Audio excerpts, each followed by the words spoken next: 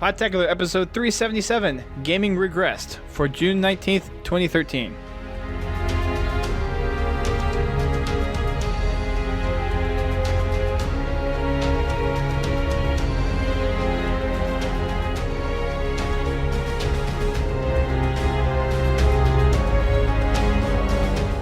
Hello everyone, welcome to Podtacular, the unofficial Halo Universe podcast. I'm your host, Storm. And I'm your other host, Brent Gamer. And we're going to be talking about some, not specifically Halo news, although we do have a matchmaking update, which we kind of glanced over last week because there was no bulletin, but there's some bigger Xbox-related news that came out today. Microsoft released a press statement basically stating that they're reverting all of their decisions on their DRM, their media sharing, or their game sharing, game libraries, and the 24-hour check-ins, all that stuff. They've basically kind of pulled back on that, going back to how their system is right now with 360, but we'll get into that here in a little bit. Do want to introduce a couple other people that we have on the stream tonight, on the podcast tonight. First off is Drax from Ready Up Live. Welcome back. What's up, guys? Not much. You seem to be being a regular now for these big, important podcasts. Because I'm a big, important person. That's why. Ooh. How about that? And we also have HaloFanForLife. Hello, I'll be playing the part of the devil's advocate tonight, and I'm a big person. I'm not necessarily important. I'm just big. I think we can all agree on that. Hey! All right. So, undoubtedly, everyone has probably heard now of the Xbox DRM post that's gone on. It's been covered by several different media outlets. A lot of Halo communities have also posted about it, so we're going to dive into that here in a little bit. But first, let's talk about some matchmaking updates that actually has gone on. So, there was a mod a little while ago that came out that actually allowed you to play as tiny Spartans. So 343 has actually come out and released that as an official game type. Now, there are some quirks with it. There are some bugs that are kind of inherent in the mod because it is a mod. It's making the game behave in a way that it wasn't initially intended to, but it's still kind of fun to play. Right now, how it's done in matchmaking is it's played on one map in one of three playlists. It's either Team Throwdown, SWAT, or Action Sack. It's in SWAT? Yeah. I've never seen it in SWAT yet. I believe, according to what they had on the little matchmaking update, whenever you log into Halo 4, it said SWAT, Team Throwdown, and Action Sack. Wow. Okay. I thought it was only Action Sack. Well, that's cool. Nope. I'm going to have to check that out. Nope. It's in all three of those playlists, I believe. If not, I could be just pulling that out of my rear. Maybe it is just Action Sack, and they just updated the other playlists. Well, I like it personally. I think they need to do a couple little tweaks to it. I think they need to increase the gravity to about 150, so you're not jumping as high. And if they reduce your movement speed to 75%, then you're not running as fast, and that puts your Spartan at the mini size, at its movement and jump height at what it should be for that size. And I've play tested this, so I know that seems to feel better. As opposed to like if you keep the gravity the same, then when you're that little mini Spartan, you're jumping what feels like so high in the air. Yeah. So just want to clarify that it is only in Team Action Sack. A couple people in the stream did say that, so my bad, guys.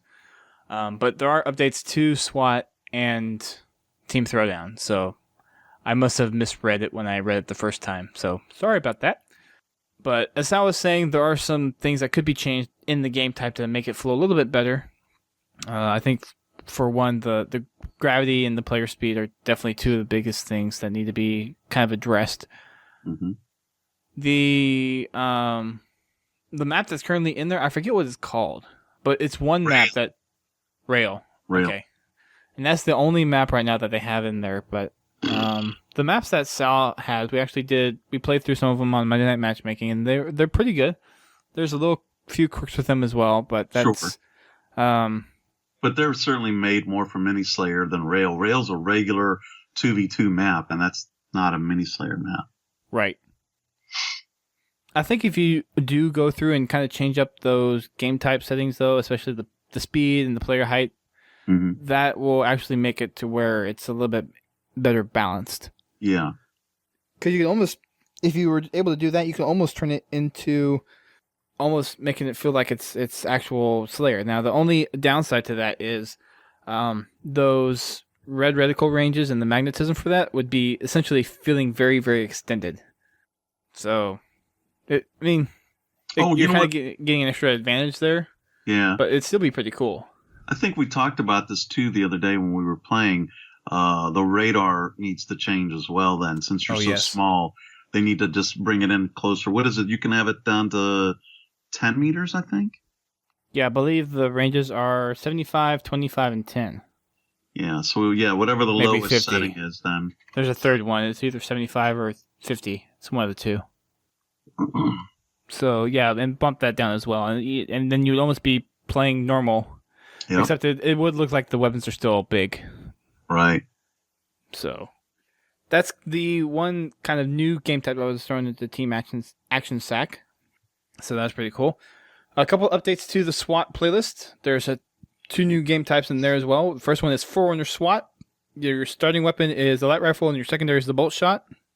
Pulse grenade, infinite ammo, no weapons on map, no armor abilities, and regular map rotation. So basically SWAT, except with Forerunner weapons instead. Question on that. Is the bolt shot a one-shot kill without being overcharged? If you get a headshot. Yeah, in the head, yeah. That's confirmed? That's always how it's been. Yeah, if a player doesn't have shields and you shoot him in the head with a bolt shot round, just a regular bolt shot round in regular matchmaking, then yeah. But I'm talking in the SWAT playlist, though. The reason why I ask is when we get to the Covenant portion, Plasma Pistol is not a one-shot headshot kill.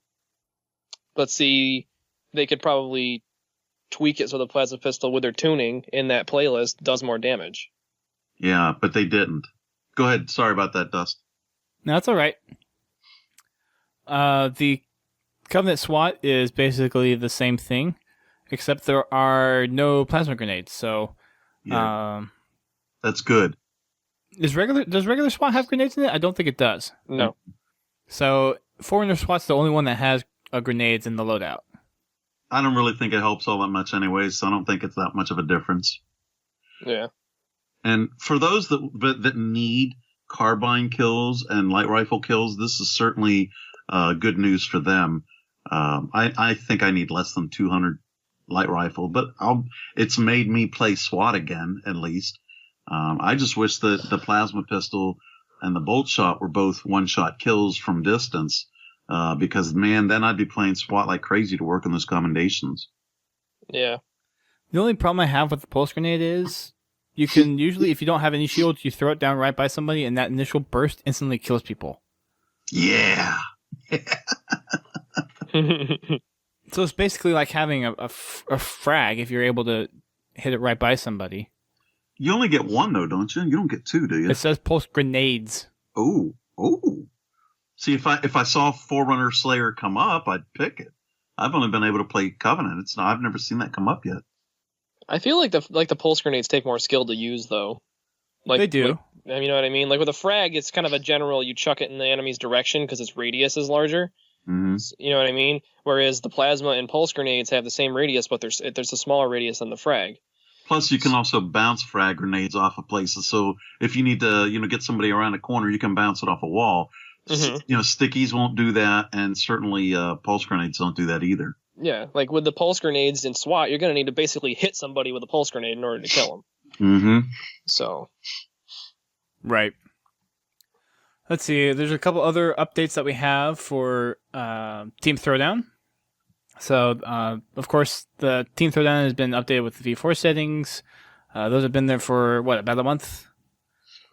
I believe so. So, yeah. There's a few more different game types in here, or game type map combinations. So, the voting slots that you're going to see now are Abandoned Team Slayer, Adrift CTF, Dispatch CTF, Haven Team Slayer, Haven Extraction, Onyx Team Slayer, Simplex Team Slayer, Simplex CTF, Skyline Team Slayer, Skyline CTF, and Station 9 Extraction. So those are the new combination of maps and game types that you will see in the Team Throwdown playlist. Nice. Big Team Slayer Pro, there is going to be no more kill cam, and the motion trackers are being enabled. They weren't enabled. Oh, yeah, it's Pro, so they wouldn't have been enabled before. So those are 2 changes coming to the Big Team Slayer Pro, and for the encore presentation of Spartan Ops this week, we have Episode 7, Chapter 2.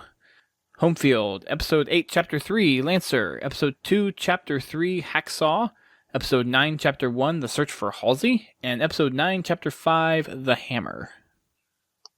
I played the Chapter 7 one, and I quite enjoyed it. I of course, that's my favorite of all the episodes, but not the favorite mission, but certainly of the episodes. Well, it's the one where you're back on Infinity, so it's... Yeah, that's why I like it, because you're on the Infinity. Yeah. I know a lot of people were kind of griping about having to play on the Infinity 4 times in a certain episode, but in terms of how it just fit with the storyline, and it was fun to actually walk around Infinity for a change. Yeah, and besides, each episode, well, with the exception of the first one, because, it's the first one, each subsequent one opened up a new play space that you didn't have before. So, part of it was the same, but some of it was new. You know what they could do with a Connect experience for Halo 5? Have an interactive mode to actually walk through the entirety of Infinity. Oh, hells yeah. I had suggested that as well. What I'd actually like to see, if I can interrupt, I know I do that a lot, I'm sorry. Go for it.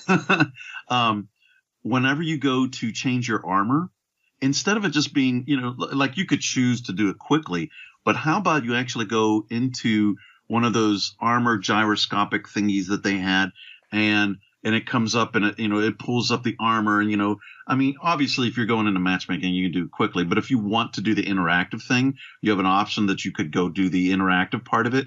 So then you could go and, look at what the armor looks like, not on your body. Like you could see your Spartan, in just that bodysuit without the armor, and then look at the armor that you have to choose from, and then you could pick it, and then your Spartan gets in the gyroscopic harness, and then they put it on you, and it would just that interaction. I think would be great. You're saying kind of like the armor selection thing from Dead Space, how they you can pick which one you want, and then he steps in, and it shows your player getting the armor put on, or whatever. It doesn't really show it because he gets sealed inside the case, but sure, but you know what I'm saying? Yeah.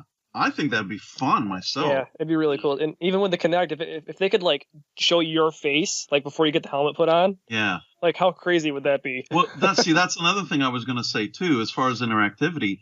Even though we probably wouldn't see it necessarily in game, how about we get something like Mass Effect where we can choose what our faces look like?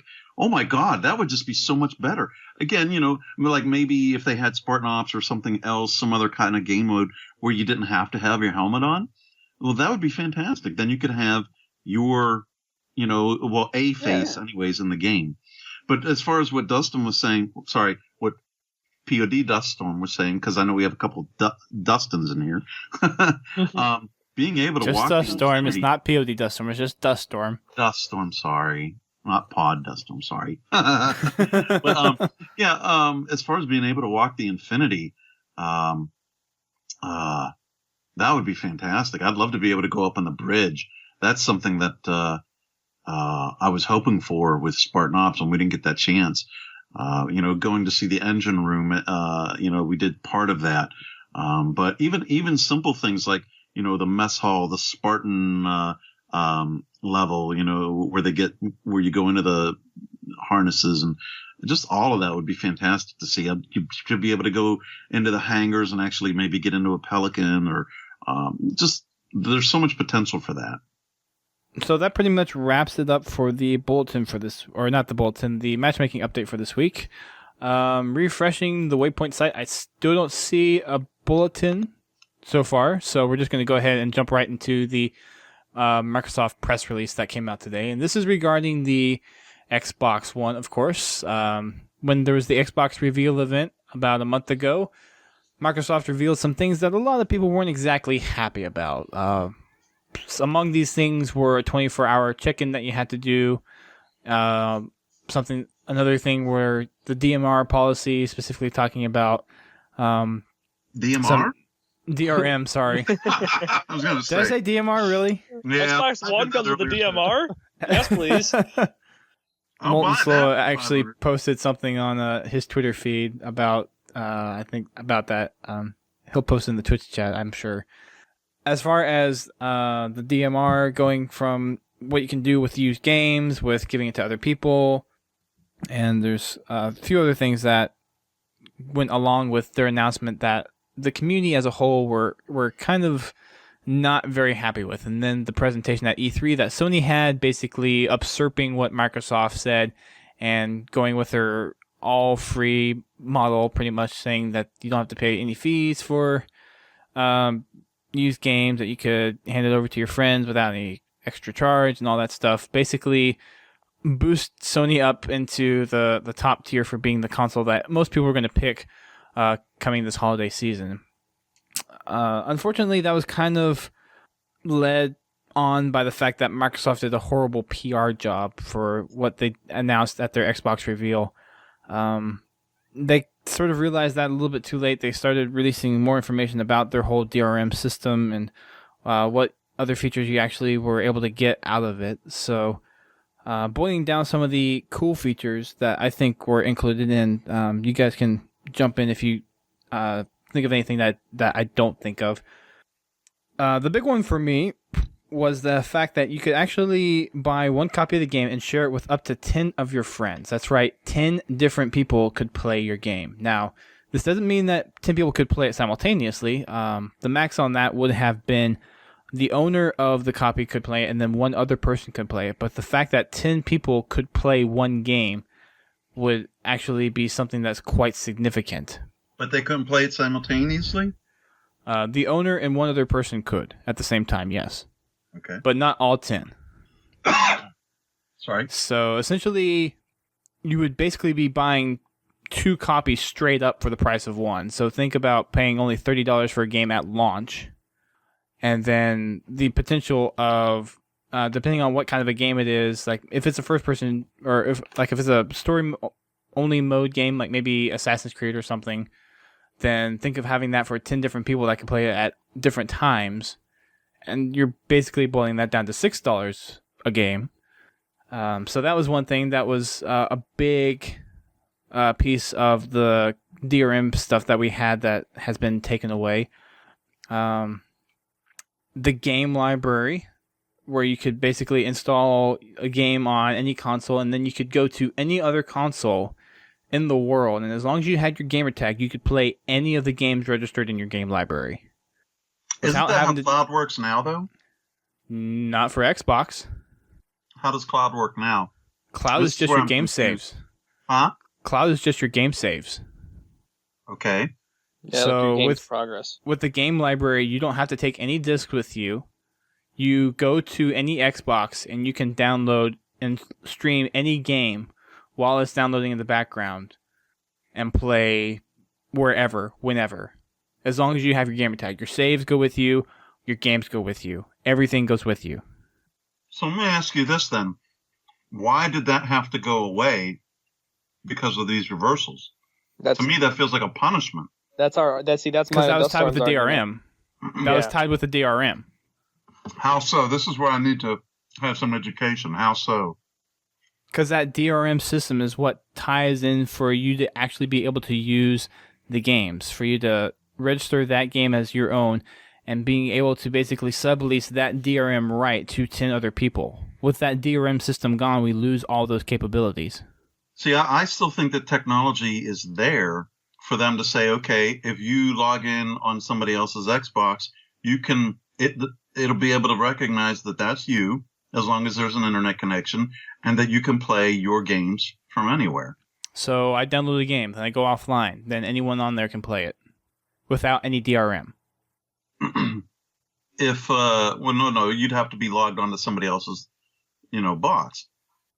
But you can't do that way with having all your games online anymore. I mean, sure, I guess you could do it for... Like games that you would download to your Xbox, not ones with physical discs, but games that you download, What I don't understand is why Cloud wouldn't be able to allow you to say, okay, I'm going to go over to my friend Dustin's house and I want to play Halo 5 now. I've downloaded it to it because I bought it first day as a digital download, which they can do. You can do that. And I'm going over to my friend Dustin's house and I want to play this. So the thing is, you go over to someone's house, you load your profile on that Xbox.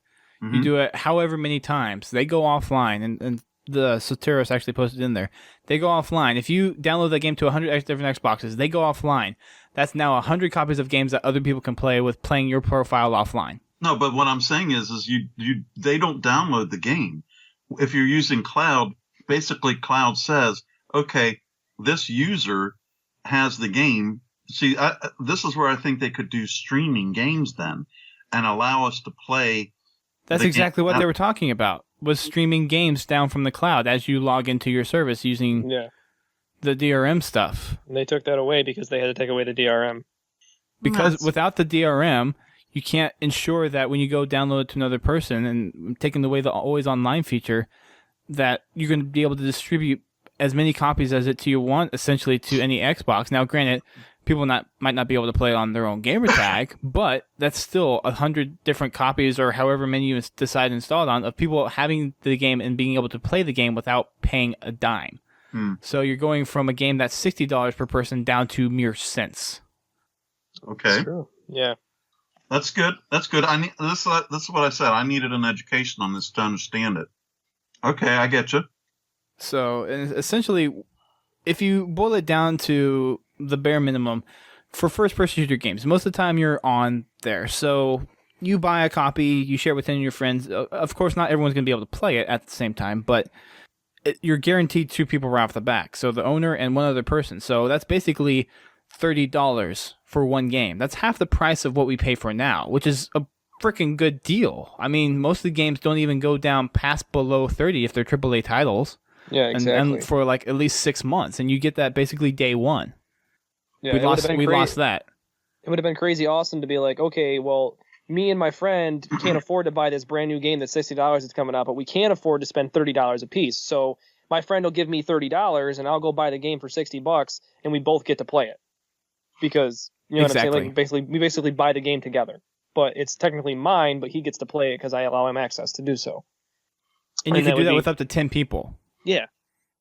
So, I mean, that would have just been awesome. And like I mentioned on Twitter earlier, because we were talking actually about it on Skype earlier, the RUL staff was talking about when we do our community nights. It would have been great to say Battlefield 4 comes out, right? And only half the staff, or say 2 or 3 of us, buy it right away. Well, we can allow 3 other people or whatever on the staff, 1 other person apiece, to have access to that game. So now there's 6 of us that can host an RUL night together, and only 3 of us had to pay for the game. Okay, now, see, that's what I don't understand then. See, the people, that are saying, well, then the developers aren't getting money by, allowing used games and all that.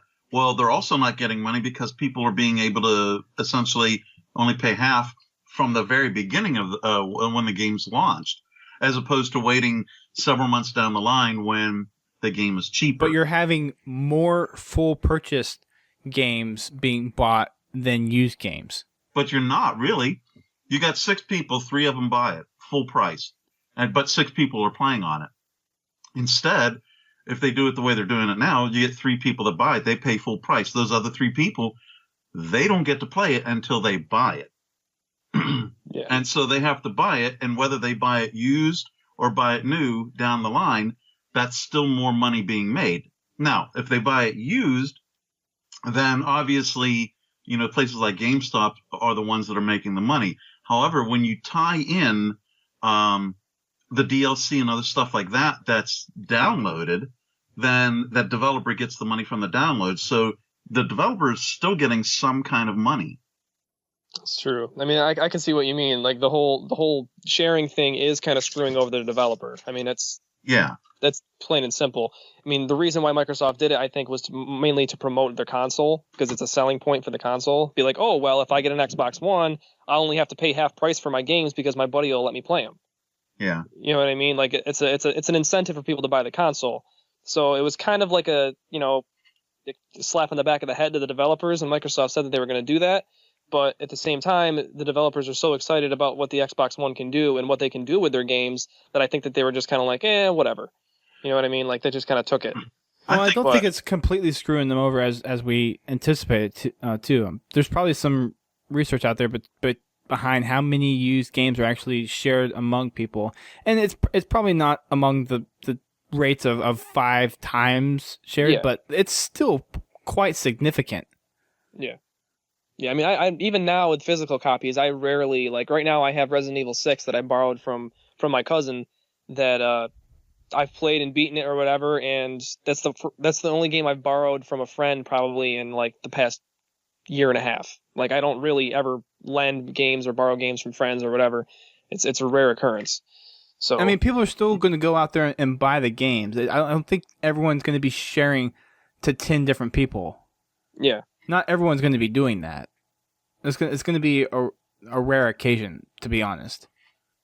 Or even if they limited, like, if you're borrowing a game from a friend, like online, like through the sharing system, if the developers put some kind of limitation on it, so you can only access certain parts of the game or something, just to make the person that's borrowing the game want to actually go out and buy the full version and like have it for themselves. You know what I mean?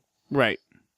So and with full versions of games, there may be like extra stuff that you get with when you buy it on your own. Yeah, like say Battlefield 4, I buy the premium edition, and it comes with like this awesome DLC with like these extra weapons or skins or whatever. But then I let my friend borrow it, and he doesn't get any of that. He only gets the bare bones stuff. Well, he's gonna want the stuff that I've got, but he can still play it with the bare bones stuff. But he's gonna see me using it and being like, oh well, this game is a lot of fun. It's probably worth it. I should probably go get that extra stuff and pay full price. That should be something that they could do. There's actually from talking with a couple of people, there's a big commission that GameStop and these other gaming resellers actually take off of brand new games. Like, that full $60 doesn't go back to the developer. $60 doesn't go back to the developer. I can understand that. I mean, it's called markup. Yeah. But I hear it's pretty significant. Well, yeah, because there's the cost of making the physical disc and the cases and all that kind of stuff too. So you're selling software, but you're also selling something physical as well. And you have to think there's also distribution that the game sellers like GameStop and so on, they're the ones that are actually doing the physical distribution of the physical discs, so they got to pay for that too. Mm-hmm. But imagine if you don't. But imagine if you don't have any of that and you're buying the games digitally, which a lot of people are going to move to because everyone has this. There's a lot of people out there that now have the bandwidth to support it. Like, I would honestly, if there wasn't any special limited edition version of the game to buy, I would buy all my stuff digitally.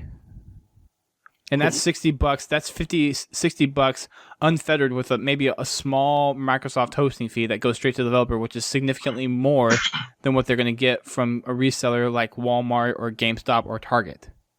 So they're actually getting more money with their digital distribution system where they're having the games done day one. Mm. Hey, what about the argument that if games were done in digital distribution, that they would have been sold for cheaper? See, I don't agree with that. I think the market's already used to games being $60, that even if you take away the cost of, printing for the covers, for the cases and any, directions within, as well as the, manufacturing of the discs and the cases, I don't think that would have reduced the cost of the game then. I think they would continue to sell the games for $60 and just make more profit. I wasn't anticipating any reduction in price. I was just hoping I was just hoping for not much of an increase in price. Yeah, there are some out there that believed that it would have been possible for whether it's Microsoft or developers to give us the games cheaper then, because with digital distribution, there isn't as much production cost involved. See, that's not, I'm sorry, being in marketing myself for 15 years, that's just not going to happen, folks. Prices very rarely come down on things. When the market is saturated with a certain price and they're used to it, then the best you're going to get is that it'll stay at that price for a while.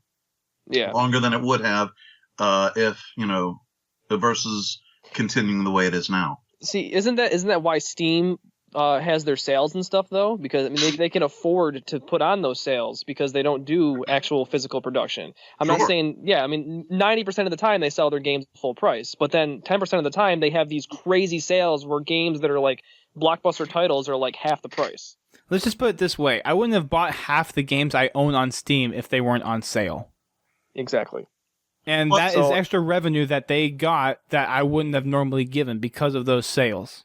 Sure, Xbox does. And they were planned not as frequent and not as significant of sales as it is on Steam. Yeah, but look at what they've done recently and what they're doing now, though. They're giving away games for free now. Fable 3, Halo 3. Yeah, but like, let's be honest. That was in anticipation of what their current DRM system was going to be, or their previous DRM system now was going to be like. That the fact that they would be able to do something like that. That's true. So you think they're going to take that away now, then? Probably. Likely. I mean, we were discussing this before the show, and it's likely that it's not going to go past this year. Yeah. That's true. Unless Microsoft gets smart and changes it back, in my opinion. They're not going to change it back. Probably not, but, I mean, they listened to the community once before. Doesn't mean that can't happen again. Listen to the smart side of the community. Listen to the people that are actually taking the time to listen to what you got to say. Yeah. All right, going to that argument then, and you know, take this all with a grain of salt. Okay, what makes that argument smarter than the argument of having the reversal? Because they're adopting a platform that's similar to Steam, which is highly, highly successful. Yep.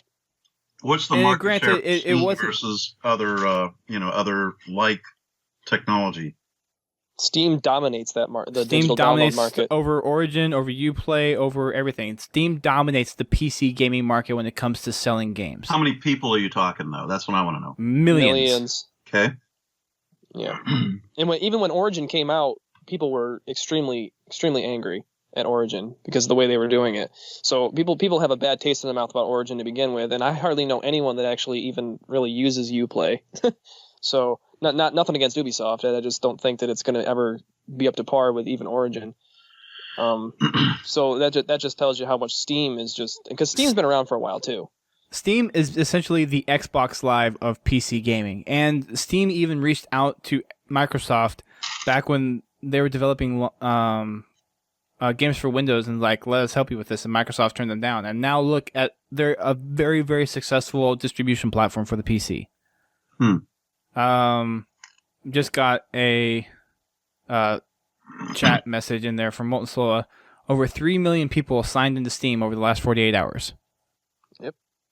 Okay. So that just shows you that if you do it right and you do it like Steam, then Microsoft had the ability to dominate the digital download market for consoles. And now they're backpedaling. Yeah. You know, I think what I'm getting from this then is the digital download aspect of it, that sounds fine. I think what some of the key issues are, and this is certainly what I had, is why did we have to check in every 24 hours? What if, the arguments are, what if your internet goes down, you lose power, you go on vacation, you come back, how long is it going to be before your Xbox One enables you to play games again? So let me weren't directly answered. Okay. That really irked people. And then the idea of the Kinect as well, which we haven't really gotten to, but just briefly on that, I think a lot of people were spooked by the idea of having this potential device be able to look at you with all of its technology. There is, yes. But let me address your point about the 24-hour check-in. That was for me the only issue I had with it. Mm-hmm. And there were even people starting to come out and say, for people that were deployed in military and for people that were not in internet serviceable areas, they were actually starting to come out and develop a way that would not be an issue. But they hadn't gotten to that yet. That information hadn't come out yet, and people are still clamoring over it. If people would have just taken the time to actually hear Microsoft out. Now, granted, their PR pitch at Xbox reveal was horrible. That was the one big downside that Microsoft is failing right now in this console war, and now they've succumbed to pressure. They've succumbed to the feedback that the community at large has given them, even though from a lot of I consider quite a few people that are on my Twitter feed that I subscribe to very knowledgeable in the gaming industry. Microsoft succumbed to the pressure, and what they had a good system that it wasn't fully explained yet, but now they're going back to how Xbox is now, and frankly, it's a step in the wrong direction. It's a regression. They were being innovative in their current system, and they regressed. And the only thing I had a problem with was the 24-hour check-in. And that's something that could have gone away. And I think, you were saying that there was technology being developed for that. See, this is where I keep saying Microsoft needs to be upfront and a bit more transparent with this. If they would have said that along with everything else that they had talked about, I think it would have been, much more a much more easier pill to swallow to say, oh, hey, you're not going to have to worry about this. We're going to have a back end fix for this. We're still working on it, but it'll be there before launch.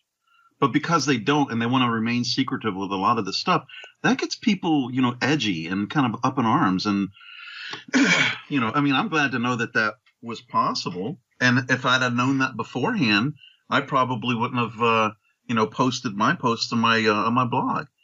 It would have been, like Penshale just said in the stream. It was good, but it was a little too late, and that's the problem.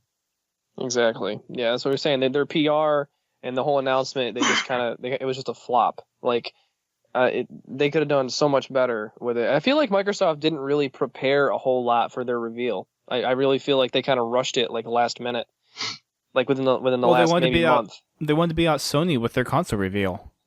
Yeah. They wanted to get that edge, and unfortunately, that edge that they wanted to gain revealed too much in terms of some of the stuff that they were doing with the DMR and the licensing, and people just got upset too quickly. And I was one of those people that were very, very edgy and hesitant on that, but very soon after that, like 3 days ago, I'm like, okay, I know some of the stuff sounds bad, but I'm going to wait to hear it out.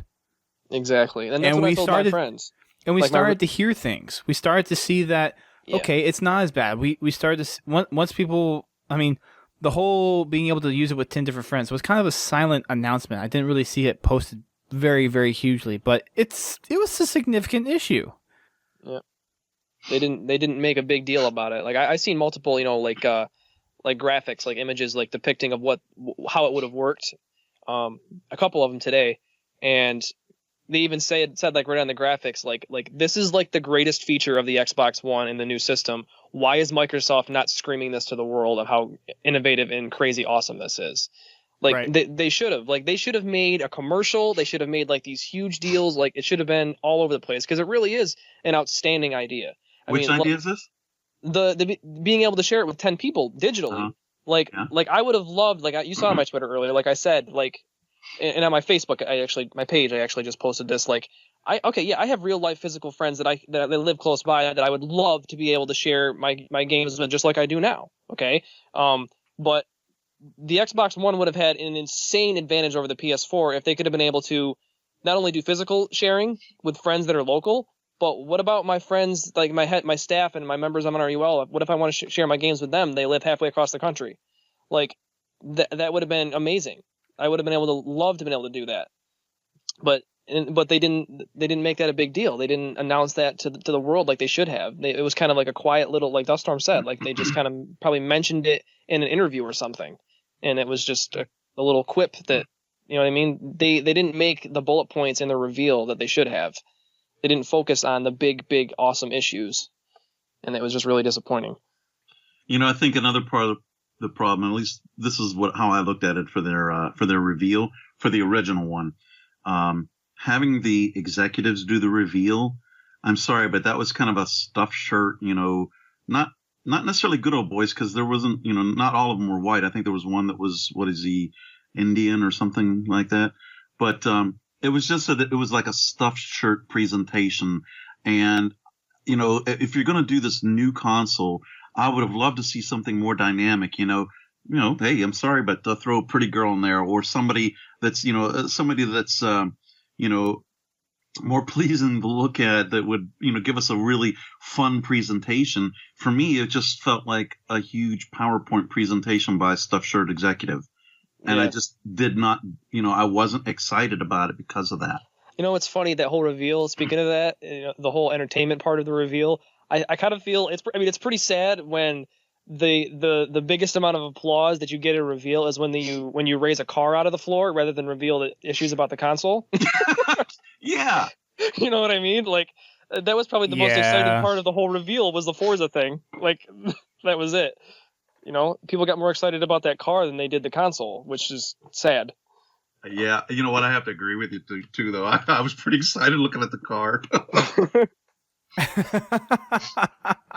That thing is beautiful, absolutely beautiful. But yeah, they really could have done a better job. I mean, even if they could have turned to some of their some of the gaming industry's spokespeople. What's that one?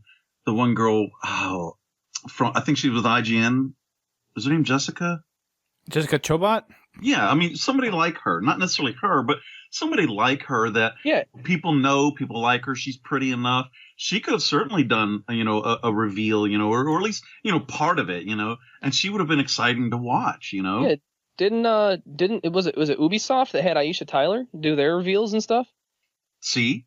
You know what I'm saying? Like, why can't they just get some celebrity gamer to do it? Like, you know what I mean?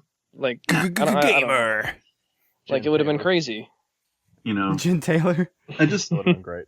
I just think, they kind of fell flat there, and the whole presentation seemed rather flat. And what's his name? Don Matrick, the prez for Xbox. Oh, gosh. I'm sorry, but the guy seemed kind of smug. Whew, I just was not happy with his presentation at all. Yeah. Putting suits on stage for the entire thing was not the best idea. Right. So, I don't know. Now, I gotta be honest. I mean, the whole premise of what Xbox was giving us, a lot of it I really did like. There was just those few things that really bothered me, and I already mentioned a couple of them. They just, like we've been saying, if they did a better job of presentation, made it more dynamic, more exciting, for all these features, when they kept talking about TV, and then they kept mentioning, they mentioned fantasy football, I'm thinking, oh my God, how many people really do fantasy football, and how many of those are going to do that through their Xbox? It just, to me, it was like, yeah, that's a throwaway feature I'm never going to use. Maybe there are people out there, but for me, I want a console that's a gaming console. All this other stuff, a lot of it, in fact, this is part of my argument. A lot of what they were trying to pitch is already in some facet within the 360. So they're just tweaking the technology somewhat. I mean, yes, there are advances to it, and with the Kinect you can do some more things, and it's a better Kinect and all that. But it just seemed like they were just tweaking some of it, and it wasn't like a huge advantage. Maybe being able to play a game and then look up the internet or getting onto Skype, that's cool for some people. But I don't know, me, I just I can multitask, but when I'm gaming, I really just like to game, and I've got my smartphone if I need to use that. I don't know. I just didn't see a huge advantage to all this other stuff. So that's why I'm kind of, not to say I was on the fence about getting an Xbox One. I want to get one regardless. But seeing the price being $100 more for technology that I didn't see was a huge increase, especially being forced to have a Kinect, that in the way they describe it, being always on and all that, it was, it's creepy and just not something I as a gamer wanted. That could be the old man in me, but that's me. So when we were actually doing our initial Xbox Reveal podcast, we touched a little bit on the idea of possibly having a gaming-only Xbox One. And we kind of got into the discussion where it might not sell as well just based on the market. There's a lot more Xboxes out there being used for the entertainment side of things. And I know for us, we're mostly gamers. So, of course, we fit into a minority where we primarily use our Xboxes for gaming. But, I mean, personally myself, I use Netflix quite a bit. So having those other things is nice to have. But it would be nice to... About Sorry. what? Having... well, I have, we have Verizon for our cable company.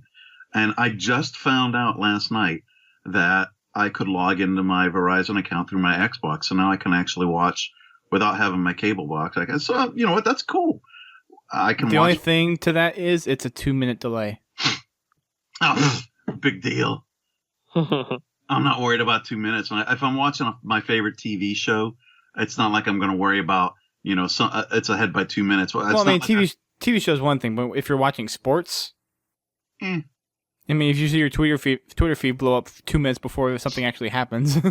Yeah. I mean, there's good and bad with it, I guess. But, right. I'm happy to find it out. But see, this is what I'm saying then. They're saying, oh, well, we can bring your TV to the Xbox One. Well, wait, you already do that with the 360. Well, we can bring you Netflix and this and that. But you already do that with the 360. So, all this advancement in technology they're talking about just doesn't feel like it's that much of an advancement. Their user interface is better, but it just didn't feel like it was that much more, especially for it to be $100 more. I know you guys you disagree with me on the reversal, but I personally think it was a good move, for certain reasons. I can see your guys' point too now, and I'm glad we're having the conversation.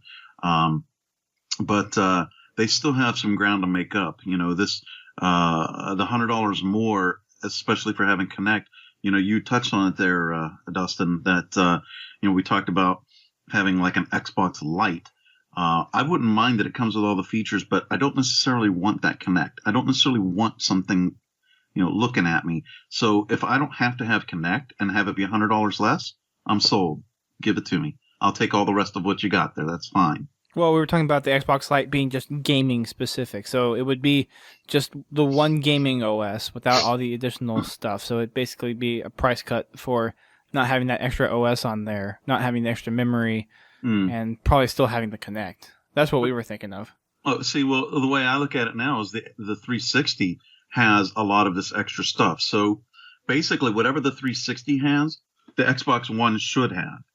So if you've got the connectivity for all these apps, Netflix, and being able to watch your cable through Verizon or whomever else, that should be there for the Xbox One, and it shouldn't cost anything more.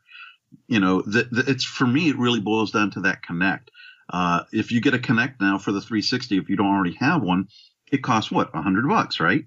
So that's the price difference. I don't mind that they actually it's $130, I believe. Ooh, okay, even more. But So you're integrating it into this box, but if I don't really want Connect, and if you're saying that, well, you have to have Connect because otherwise certain aspects of the Xbox One won't function, then you're forcing that kind of technology. I don't know. It's hard for me to want to. No, it's not Podtacular podcast. It's hard for me. Sorry, looking at the stream, it's just hard for me, I guess, to allow a company to come into my living room, basement, wherever I have my setup, and, potentially look at me whenever, and I'm still worried, and maybe it's unfounded, but I'm still worried about, the potential hacking involved. I don't know, if it's even possible for people to be able to hack in and look at other people's, look through other people's Connect. But if that becomes the case, if it ever happens, oh my God, that's going to be a PR nightmare. That's the thing, though. What is the requirement for the Connect, though? Doesn't it just have to be plugged in? I mean, it doesn't need to see you, right? So it's supposed to be just plugged in, but there's apparently other ways, like ways that they were going to be able to make it to where you decide if you want Connect to essentially be on or not. Yeah, it just has to be plugged in for the Xbox to work. So like even if like there's supposed to be switches on the back where you could essentially turn off the Connect. Yeah. Well, okay, that's great, but like even my hypothetical situation, okay, even if it has to be on all the time, what's keeping you from just spinning it around and placing it against the wall or putting a game case in front of it if you don't want it to look at you? Well, here, I'll throw that out there then. For in the case of movies, this is only what I've heard, so if I'm wrong, I'm fine with that. But what I've heard is that the Connect, in order for you to be able to watch movies, the Connect has to be able to look at you and know, okay, there's only one person watching, that if a second person comes in, it's going to pause it, and either that person has to leave the room or you have to pay for a second viewer. See, that's dumb. I don't like that. The way the Connect works. That's what I've heard. Yeah, if that's true, then I don't like that. But Yeah. That's not the way the Kinect works now. I don't think they would do something like that. If a second person walks into the room, all they have to do is say Xbox pause. If they want it to pause. You know what I mean? Like, why would you... The Kinect doesn't need to be that automated. As long as it can hear you, and if you want to use motion control, all you got to do is move whatever's in the way of the motion sensor. Mm-hmm. You know what I'm saying? Otherwise, if you want to use just voice commands, just put something in front of the motion sensor if it bothers you that much. You know what I mean? Like right now, my Kinect is like, it's actually, I think I hit it with something earlier. It must be yesterday. It's like crooked right now, and I was just using voice commands earlier. Like I don't need to do, motion control. It's not even aiming at me right now. Like, so it's not. If it doesn't need to see you, then I'm okay with it. Yeah. I think it doesn't have to. It just has to be plugged in. Yeah, I think the visual aspect of it is just if you want to be in the view of the camera because you're playing a motion sensing game or you're on Skype or whatever you're doing, then you just position it so you take the cover off or whatever you have on it so they can see you. And then if you don't want it to see you anymore after you're done, you just cover it back up or whatever. Speaking about the Skype thing, I really see that being taken advantage of in some not so good ways. Yeah, well, that's people's personal preference. I think you guys know what I mean. I don't need to go into detail, but yeah. I'm sure people do that anyway with their PCs. So like, yeah, well, that's what I mean. And Xbox is just, boy, I almost said something else. Xbox is just enabling that kind of behavior with integrating the Kinect in there. You can still do it now, though. You can still do Kinect video chat. It's just going to be on Skype now. Sure, but but you have to pay extra for the Kinect, and that's keeping some people back. Anyways, we can get away from that part of the conversation. I'm just saying. Well, I actually just posted something that's still kind of within that. There's an article posted on Polygon.com, and the title of it is Xbox One Kinect may violate proposed government privacy bill.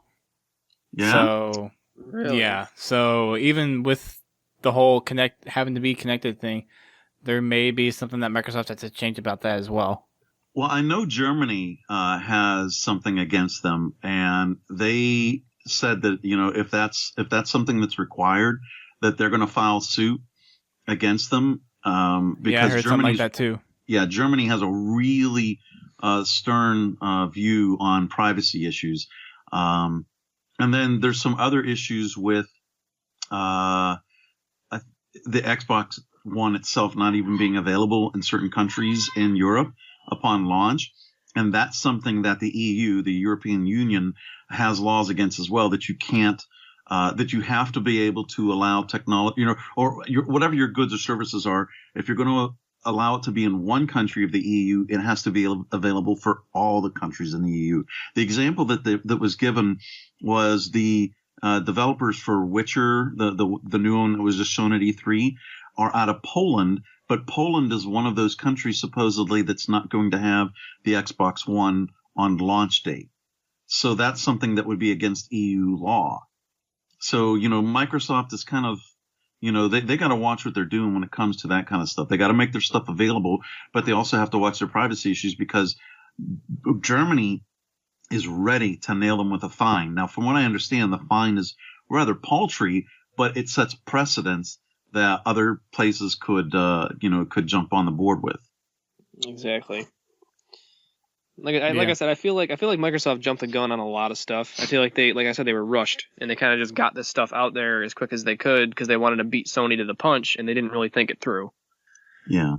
You know what I mean? So, I don't know. Don't get me wrong. I love Microsoft. I mean, I used to be the whole, big money hater back when I was in high school too. Oh, screw Microsoft. I'm going with Apple products. Microsoft's a big money monger, blah, blah, blah. But I don't know. I'm a Microsoft guy now. I've told my friends all the time, nothing against it. If there's, I highly doubt there's any hardcore PlayStation fans listening right now. But if you are, I apologize. But I personally can't stand Sony as a company. I really hate them. I'm not saying the PS4 is bad. The PS4 is a great console. The PlayStation I've never really had an issue with. I just don't like Sony themselves. Because they're a company that's been proven to do, there's a term for it, but they intentionally design their products to fail just after warranty. So you have to buy another product or buy replacement parts from them. companies that do that, in my opinion, are really crappy. There's a lot of companies that do that, my man. I know, but personally, it's affected me a lot because back when I was a kid and stuff, like I didn't have a whole lot of money, and when I did buy something, like I'll just use my original Walkman as an example. Back when I was like a freshman in high school, like I bought like probably 4 my freshman year because they would literally break like every couple of months, and that's just Sony has just put a bad taste in my. That's gonna sound really bad, but whatever. Sony has put a bad impression on me, and I really don't like them. I'm just turned off by Sony. Like I don't know, their products other than their TVs and their gaming consoles.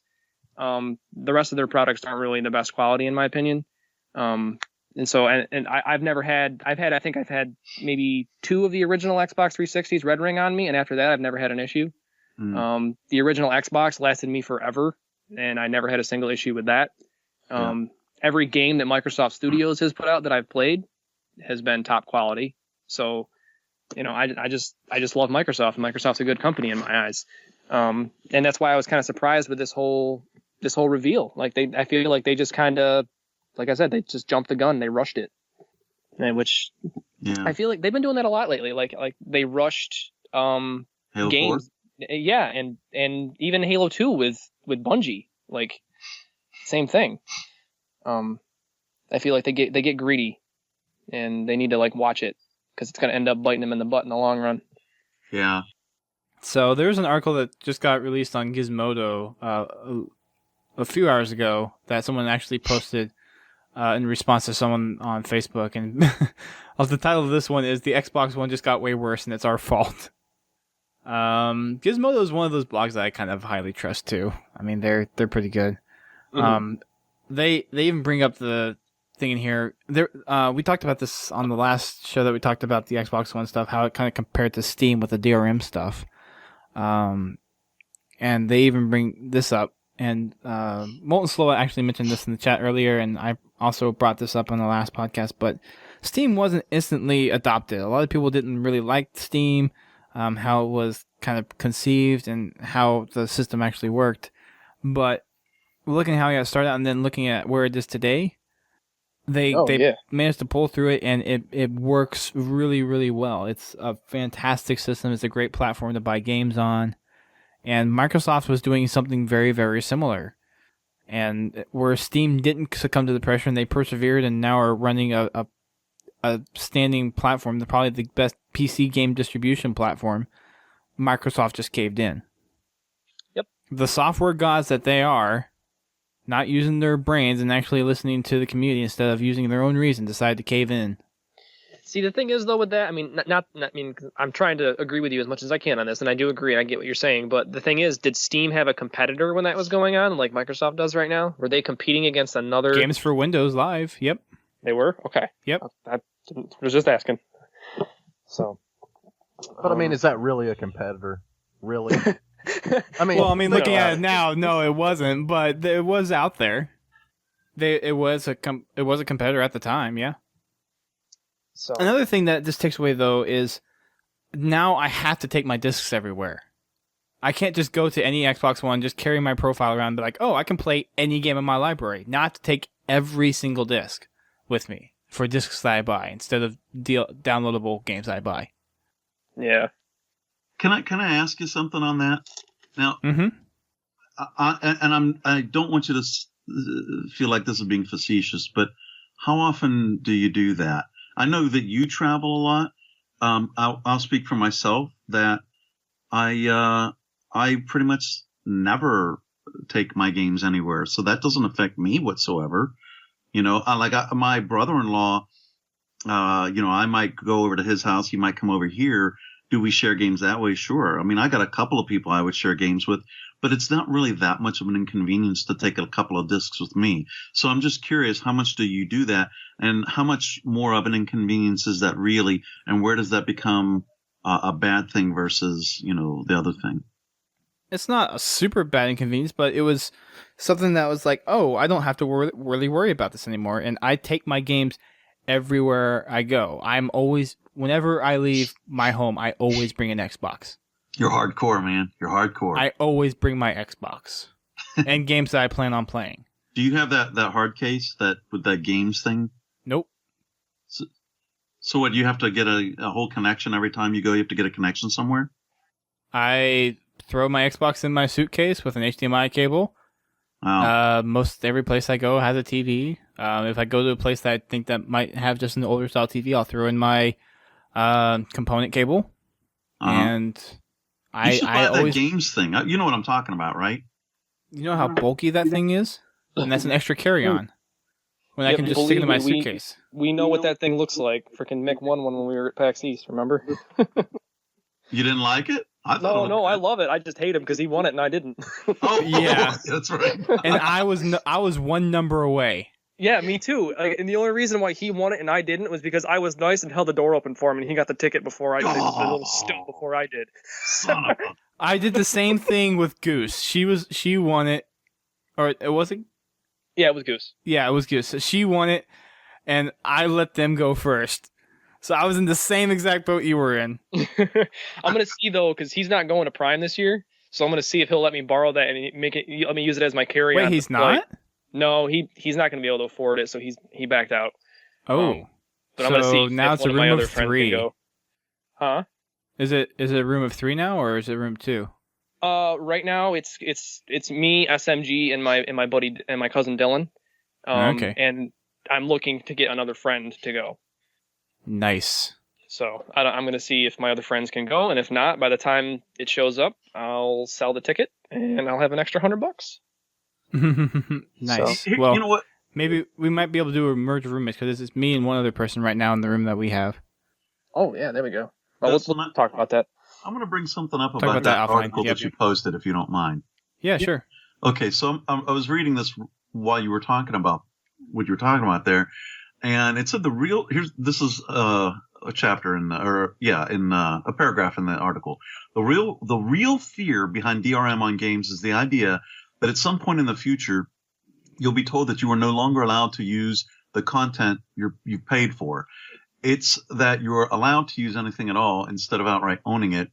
And in the past, DRM has absolutely worked like that. Do you know that we don't own our Xboxes? We're licensed to use them. No, I'm sorry. I own my Xbox. I don't care what they say. No, we are licensed to use them. We don't own the Xboxes. I bought in the user agreement. If I don't have an internet connection, I can still play my games.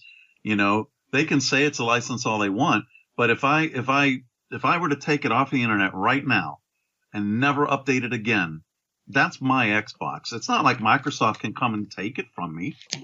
I'd like to see them try. If they went to court right now and said that Chris Salerno took our Xbox and then he put his Xbox in court, like, Chris would get his Xbox back. HaloFanForLife would keep his Xbox. It is his Xbox. Yeah. Right? Yeah, I don't know what the legal implications are. I just know from reading through that it's actually a license to use it. Yeah. Well, but it's yours. So, I mean, you own it. Essentially, yeah, it is. But from a legal perspective, the paragraph that I read then is that the fear with DRM is that you in almost the said future DMR too. What's that? You almost said DMR too. I said DRM, right? You said DMR at first. Okay. Well, DRM. Okay. So this is something that it wasn't a fear that I had, but I did read other people worrying about this, that DRM. Let's say, 10 years down the line when the next console comes, Microsoft then says, okay, you've got 2 years before we shut down the servers now for the Xbox One. And because at the time before the reversal, you had to be connected in order to even be able to play your games. Well, that would have meant, that means in 2 years, I'm not going to be able to play this library of games that I built up over 10 years. So I think that's one other thing that really got a lot of other people up in arms about. Granted, that's something along in the future. It's something that Microsoft could have probably changed along in the future. But right now, this very moment, a lot of people were thinking that.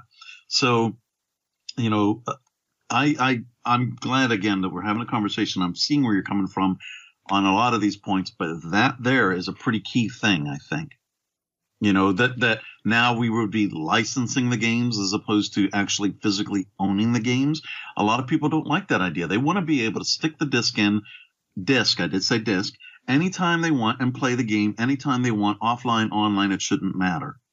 So, this worry about, oh, well, if I have to be connected to play my games and then Microsoft decides to shut down, or Lord forbid, the server that you're playing on in your area, a transformer blows and there goes the server, and maybe, you can't get connected, which I would hope it would, shift to another server. But still, what if something like that happens, and now all of a sudden you can't play the games that you paid your money for, But HFFL, what if I'm too lazy to swap discs out? What if I want to just have my disc right there on my console, digitally? And I think you just answered the question. Lazy. How really? This is what I don't get. Look, I'm a big ass gamer myself. I'm a big man, okay?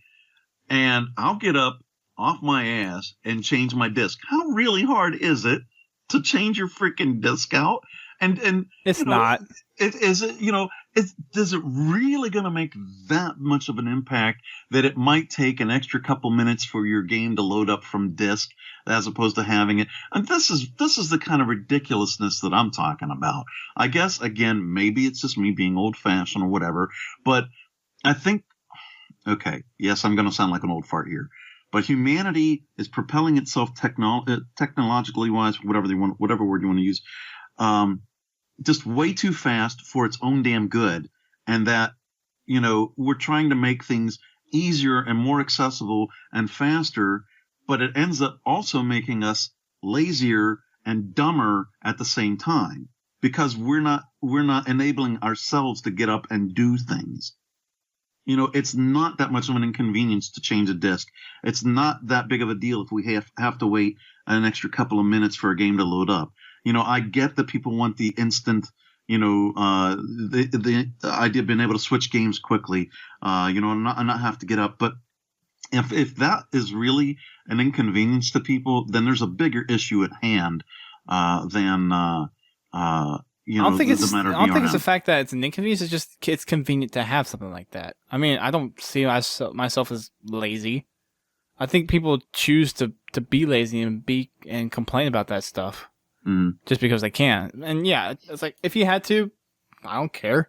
I'll get up and switch discs. It's not that bad. I mean, once it gets to like where you're having to switch like between 5 different discs for like some games I know that are out there, then yeah, that gets ridiculous. But if it's just something that if you're switching from one disc to another, like campaign to multiplayer, like you do with Battlefield 3, well, I don't care. I'll get up and switch the disc. It's essentially a different game / game mode anyways. I mean, yeah, it would be convenient. Mass Effect, for instance, it'd be convenient, right? I mean, it would be convenient to do it, but it's not something that's required.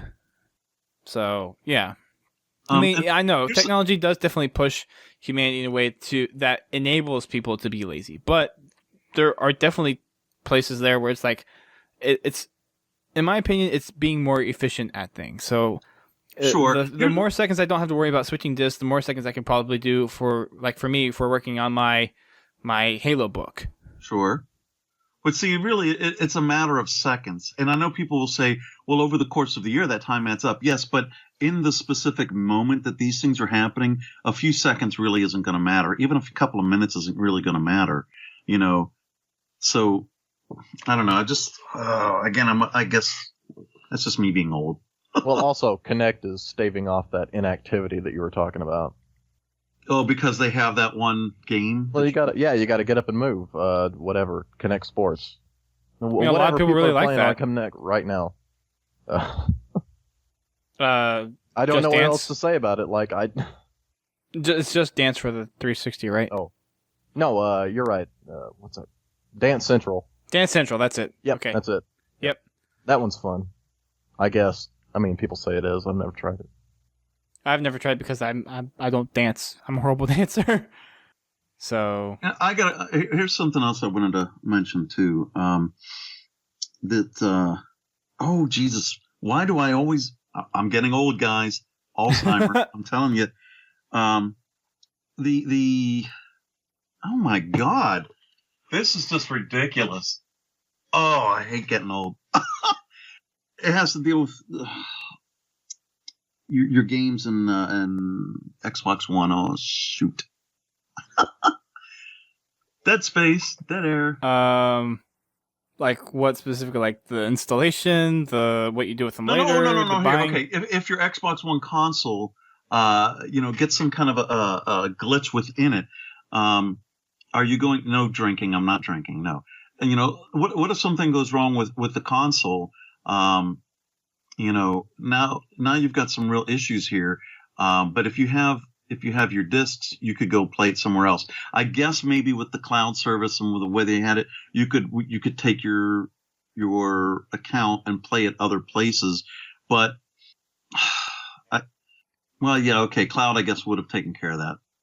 Because I was just thinking, what would happen to your profile on your Xbox One? But I guess if it is connected to the cloud, you would have been okay there. Well, I guess that part would have been all right. Never mind. See, I just had to talk it through. Fair enough.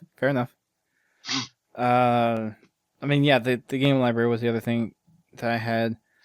There weren't any other big things that's DRM specific that really came to mind in terms of advantages over it. There is one thing that they changed when kind of regressing back to how they're doing it now, and there is no more region checking for discs. Everything's region free with their new way of doing things. So isn't that a good thing?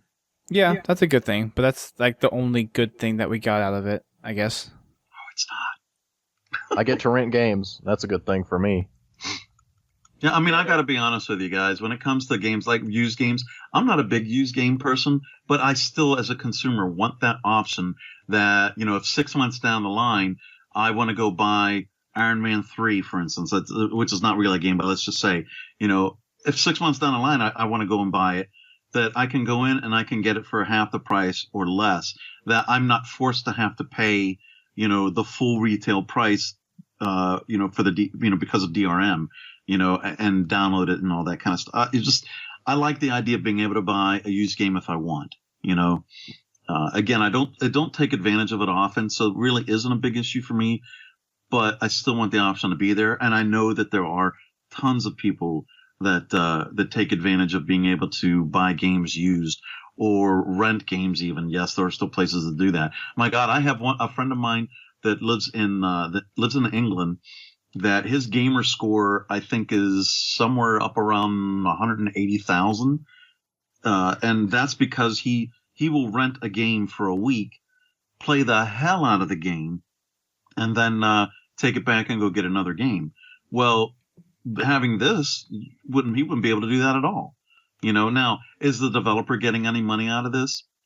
Yeah, maybe not off of him, but, other people certainly that buy used games, like for instance, here, I'll give this example. What is that? It's a cowboy shooter game. Just came out a couple of years ago. You know what I'm talking about? Oh, God. I believe you're talking about Red Dead Redemption? That's it. Red Dead Redemption. Yeah. I did not buy that game new. I wanted to buy it, but I just couldn't afford it at the time. And, but then I saw there were deals on some of the DLC, and then there was a price reduction on the game itself. And you know what? I bought that game and then subsequently bought all the DLC. Yes, at a reduced price, but through Xbox Live. But the point is because I was allowed to buy the game at a reduced price elsewhere, I then went and bought the DLC, and that DLC money, reduced or not, still, the developer got something out of that. So, to say, well, only DRM, that's just not going to cut it for everybody. But imagine that reduced price being still coming to Xbox through what they have with their DRM system through sales, and you go buy that, and that sale, instead of going back to GameStop, it goes directly to the developer when you're supporting it. You're talking the DLC? Well, yeah, I bought the DLC. No, the DLC in the game. Because with how they were planning to do it, the games would have gone on sale probably pretty quickly. You would have been able to buy it then as well. You would have probably bought the DLC, and that discounted game, instead of going to GameStop for money, it would have gone to the developer. Mm. Well, you know what? I guess it's that I never heard any talk at all from Microsoft about games being discounted. And, previous to this too, we heard all the wild rumors about fees for the games and all that stuff, and that, if you were going to buy a used game, that it essentially would have been the cost of the whole new game. And, and that got debunked. But that was one big, powerful thing that moved a lot of people into the argument, So. Well, and they didn't even really go into the details behind their, used game thing. Yeah. See, this is what I was saying then earlier about Microsoft really needed to be a lot more transparent with that kind of stuff. And because they weren't, that's why they took the hit that they did, PR wise. They took the hit for their reveal. They took the hit at E3 just because they weren't upfront and transparent about it. You're doing this big of a reveal. You're already this close to launch with it anyways. You need to come out and, and be this forward about, upfront about the information. If they would have done that ahead of time, let us know these other things in development. Let us know that games would be at a discount price, later on through Xbox One. Then I think there wouldn't have been as much of a backlash to it. And, they wouldn't have had this nightmare that they had, and they wouldn't have had to have done this reversal as they did. Yeah, I agree. Like I said earlier, they should have been way more vocal with stuff. They should have told us a lot more off from the get-go, and then this would not have been an issue. Tap, tap, tap. Yep. Somebody tapping? Yep. So, I think that pretty much covers everything that we have to talk about the DRM stuff. So that's kind of our opinions on it. I think from my perspective and a few other perspectives that going back away from this DRM solution is really not the best way to go. I think for me personally, what they did for the DRM stuff, now seeing all the information that they had to release, it was a move in the right direction. It's innovative. It's looking towards the future. And unfortunately, most gamers want that instant gratification. So either Microsoft's just going to succumb to that instant gratification notion, and we're going to be stuck and stagnated here for who knows how long, or maybe if they listen to some of the other community, some of the other side of things, maybe they'll try to mix the best of both worlds and come out with an even better solution than what these previous two are. That'd be cool. Yeah, I'd like to see that. If they actually kind of pulled their head out of their whatever they're sticking their heads into right now, whether orifice. It be, I don't know if it's orifices at this point. I think a good combination would be having that digital.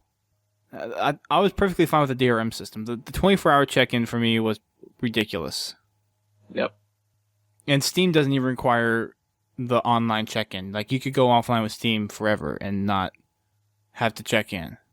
You still have to log in with like your username password, but that check doesn't have to happen every time. I'd be okay, honestly, with a week check-in or something. And maybe if you're out with power for more than a week, maybe you can only play it on the console that you originally registered that initial license with. So whatever your first Xbox that you bought the game or installed the game to, that's the only console you can play it on. Which that makes sense. You mean offline? Yeah. Yeah.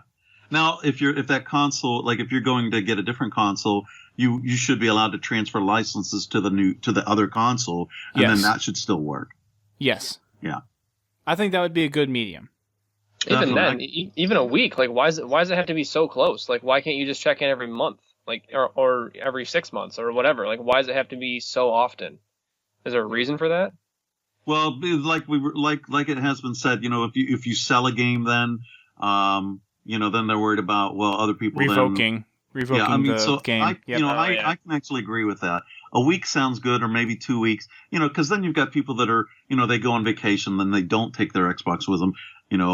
If I go to, not Lord forbid I could go to Hawaii, but if I went to Hawaii, I'm sorry, I'm not taking my Xbox with me, man. I'm going to enjoy Hawaii, So if I was going to be gone for a week or two, that'd be fine then. If they say, okay, it would be a 2-week check-in, this way it allows for people that lose power, that go on vacations or whatever, whatever. If Lord forbid you have a medical emergency, so that would allow for people to have that time. I would have been okay with that, and if they would have, they could have been upfront and explained why.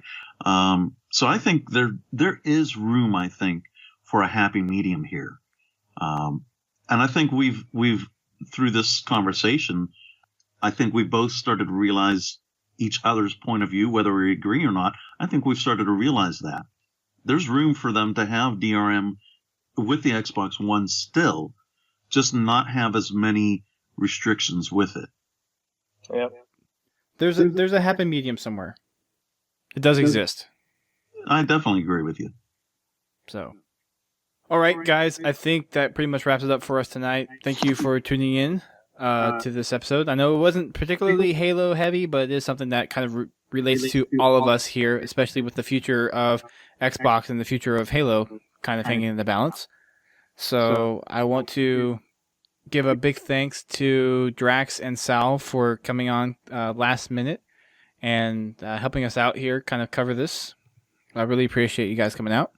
Thanks, No problem. Thanks, and I appreciate you letting me be the devil's advocate in this case. It's always good to have the other side of the debate. What's that? It's always good to have the other side of the debate. Otherwise, it's not a debate. You don't want everybody having the same opinion on something. Otherwise, it's not entertaining. So. Well, and it allowed us to talk out some of these things too, and realize some things. Like I said, I actually gained some new knowledge from this and new appreciation. So it was a good thing. Yep. So thank you. All right. So with that said, thank you everyone for tuning in who were on the live stream. We had pretty decent turnout for what we normally get. So thank you all for tuning in to us live. You can normally catch us live on Thursday. It's at 8:30 p.m. Eastern Time. This week we did it a day early because I will be flying out to San Francisco for a wedding. So I will not be here. You get married? I am not getting married. No. No. A friend of mine is getting married. You sure it's not Alyssasaurus? Come on. It is Alyssasaurus that is getting married, but no, I am wait, not. No, seriously? Yeah. She's getting married? Yes. Yep. Oh my God, I was just joking. No. Yeah, I was thinking you were going to get married to Alyssasaurus. Wow. Oh, I'm going to tell you said that. There's two guys now that didn't get the girl this week. You and Warren from Playtime. Damn it. My life's going to hell. Oh, man. Oh, wow. All right. So, as far... Wow. Okay. With that said, thank you again for tuning in. So, yeah, normally we do it Thursdays. We will be doing it Thursday. Actually, for the next 2 weeks, we're not going to be doing it Thursday. Next week on Thursday is when the Halo Mole competition actually starts. So I will be partaking, I am part of the staff, so I have to be there. So we will be doing the podcast again on Wednesday next week. I know that kind of interferes with Wacky Wednesday, but since the bulletins come out on Wednesday, we kind of try to do it after the bulletin comes out. So we may move Wacky Wednesday to Tuesday, or since we had Monday Night Matchmaking this week, we may move it to Monday. So I will keep you guys updated via Twitter, Facebook, and the website. So keep an eye out for that. We'll let you know what's going on. Those game nights usually happen at 8:30 p.m. as well.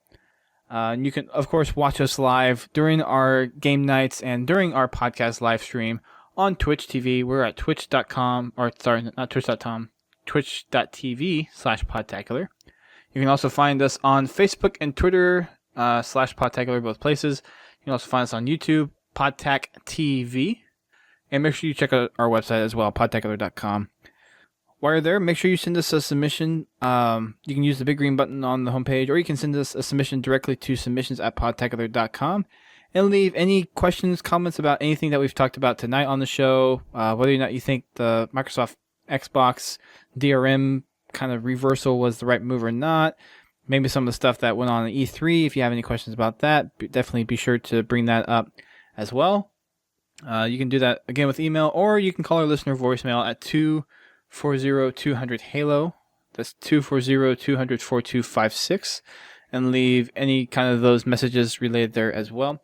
Try to keep them around 90 seconds. That's kind of the time frame we like to keep them in. It's about the time frame I think a lot of people are bearing to listen to a phone call.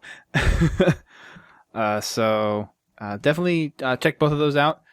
We appreciate any submissions that you guys have, and we do regularly read those on the show. It's just been a little finicky lately because of how we've been doing some of the special shows that have come out lately, like the Xbox reveal and the E3. So we have been doing those on occasion, but we are looking to do those kind of regularly. Make sure you also check out the Halo Mole when it comes out. It's the project that myself and Jackfire have been working on, which will come out in late July. So it's something that we've been really working hard on, and something that we think you guys will really enjoy. So definitely be on a lookout for that as well. There's also something that's going to be going on at RTX, and I have a podcasting panel. I've said this on the last few podcasts and just wanted to kind of reiterate it here. But I'm giving a panel discussing just the ins and outs of podcasting and some little tips that can help you get a podcast started. Some things that if you already have a podcast that you may be able to add some value to your podcast. So I will be doing that on Sunday at 4 o'clock in room 16. So if you are going, definitely head on over there. Check out room 16 at 4 o'clock on Sunday. And that's where I will be giving my podcasting panel. It will be with Goose Checker from Griffball Hub, Roadblock from Glib Shark, and Lindsay from Rooster Teeth. Lindsay does the audio and podcasting direction for the Rooster Teeth podcast and now the Patch. So definitely check all of them out and their podcasts. They have some great podcasts, which is one of the reasons why I am bringing them on my panel. So should be good. Don't know if it's live streamed. If it's live streamed, I will let you guys know. If it's not live streamed, we will be having video and audio recordings for it. So you will not miss a beat if you don't or not able to make it. Last orders of business, we have some donators that decided to graciously give us some backing to help out with our website costs and some other things. Of those people, we have a repeat donator. This is Pins Halo, who's in the chat quite often. So you're getting a shout out here tonight. He donated $100 before, and now he's donated another $50. So I don't know what to say. You deserve a shirt. So if you want to email me your address, I will send you a shirt personally, a Podtacular shirt. So yeah, get on that. We also have a couple other donators. We also have Venier Freya. She used to be with BigTeamBattle.net, but now she's stepped down from her duties. And she's mostly hangs over with the Griffball crew. So she is on a team called Master Theory. So met her at PAX East. Great gal. Really cool to hang out with. She donated some money towards us. And we also have a donation from, I think I mentioned this one before, but just in case I didn't, from Bobby B444, who also donated some money. So thank you guys very much for supporting the show. We really appreciate it. Some stuff that's coming down the pipeline, of course, is new forums. That will take place definitely after my projects that I've been working on, which is the Rooster Teeth panel, the Halo Mole, and then my Spartan Ops book that I've been working on. So after all of those are said and done, you guys will be receiving new forums pronto. And there are some good reasons behind that too, because our spammer count is getting ridiculously uncontrollable, sorry. So that's coming down the pipeline as well. Possibly in late winter this year, maybe early spring next year, I will start development on Podtacular apps as well. So those will be coming down the pipeline hopefully too. So that's what your donations are going towards, is just helping support the website, Twitch Turbo, and a couple other things. So definitely appreciate it, guys. You guys deserve major props, major shout-outs. With that said, thank you again for tuning in. This has been episode 377. Hopefully we didn't bore your brains out with all the details behind the Microsoft DRM decision. If we did, I'm sorry, but this is something that is very, very important to us, and is something that we should be very mindful of. So hopefully you guys feel the same way. And hopefully don't just take our words for everything you hear. Definitely do your own research. Go look at some of these articles that we were talking about. There will be articles posted along with the show on our page, on the show page at podtacular.com. So take a look at some of the links. Let us come up with your own theory, your own ideas behind what you think. We're just imparting our wisdom, being kind of big personalities in the gaming, specifically Halo sphere. So definitely go out and research this on your own as well. I think that's pretty much it. Until next time, guys, keep on fragging DRM, I guess. That was exactly what I was going to say. Good job, dude.